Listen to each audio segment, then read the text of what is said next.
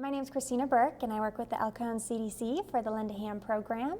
And Lend a Hand works in local neighborhoods to repair and resurface deteriorating and damaged, aging housing in downtown El Cajon neighborhoods. On the surface, Lend a Hand is a neighborhood revitalization program. The heart of Lend a Hand is about creating homes out of houses and neighborhoods out of city blocks. Lend a Hand uses highly visible projects such as housing rehab events to engage residents and start the community building process. We start small, focusing on projects that the residents, with little guidance and support from us, can do on their own. These events show low to moderate income communities that change can happen very concretely overnight. With the recent revitalization of downtown El Cajon, it became really clear how the appearance of an area can really change the relationship people have with it. Prior to revitalization, downtown El Cajon had empty storefronts and deteriorating facades, which really deterred investors and welcomed criminal activity.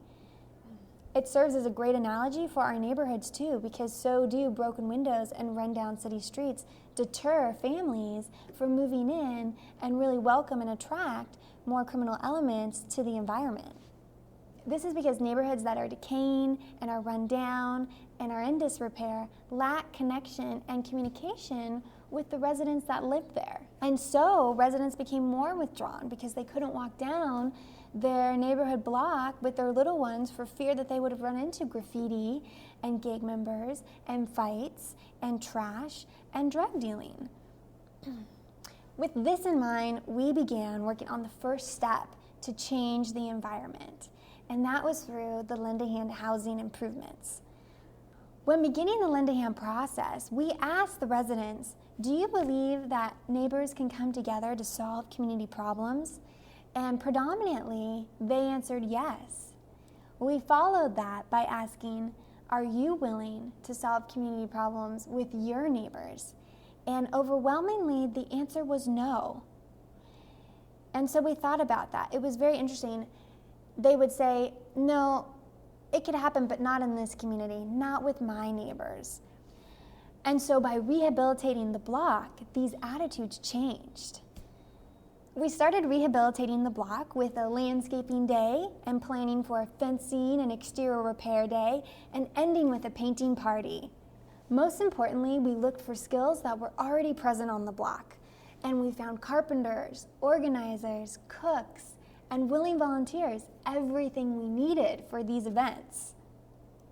I loved the painting party because there was a community mural at the end of the block, and we removed a 137-foot-long fence that was extremely visible on the neighborhood block. It was graffitied and termited. We removed it and built a brand new fence that we placed a community mural on. When we talked to the residents that had lived there 40 plus years, they told us that they used to look out and see the orange groves and avocado groves in El Cajon. So the community painted a mural of these orange groves and avocado groves on this fence. It kept with the historic character of the community, and it was something that everyone contributed to. So each time a child or a grandparent or a mom walks by, they look at it and remember, I painted that mural. I created this change in the community. After seeing the almost magical, dramatic transformation on the block, the neighbors started to change the way they looked at Millar Avenue. They started to change the way they felt about the activities that happened there.